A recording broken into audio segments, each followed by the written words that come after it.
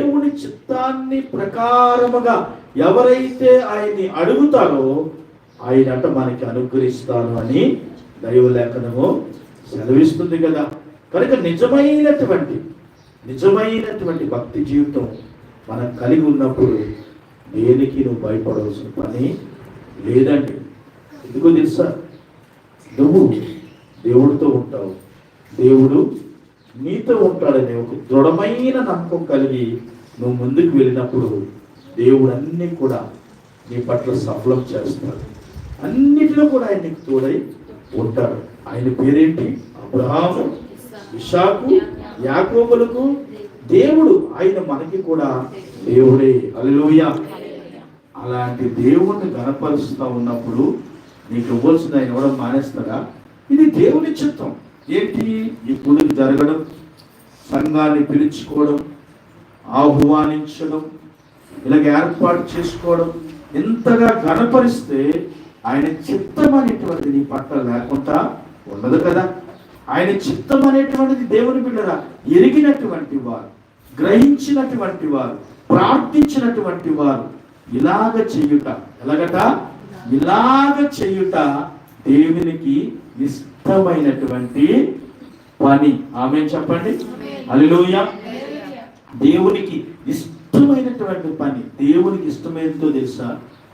కూడుకుని ప్రార్థించుకోవడం, సందర్భ సహితంగా ప్రార్థన ఏర్పాటు చేసుకోవడం, పాటలు పాడి ఆయన స్వరాన్ని బయటికి పంపించడం, అందరూ వినేటట్టుగా ఈ ఇంటిలో ప్రార్థన జరిగింది అని చెప్పుకుంటే దేవునికి సంతోషం కలుగుతుంది. హల్లెలూయా.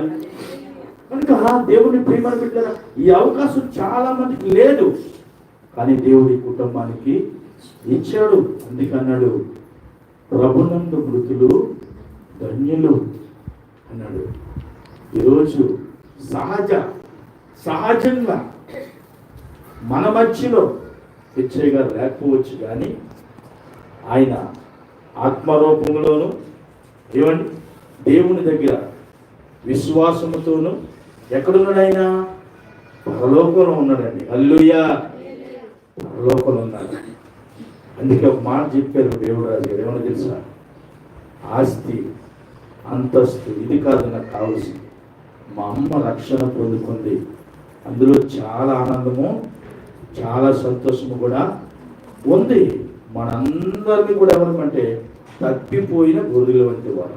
ఎవరమో మనము తప్పిపోయిన గొర్రెల వారు.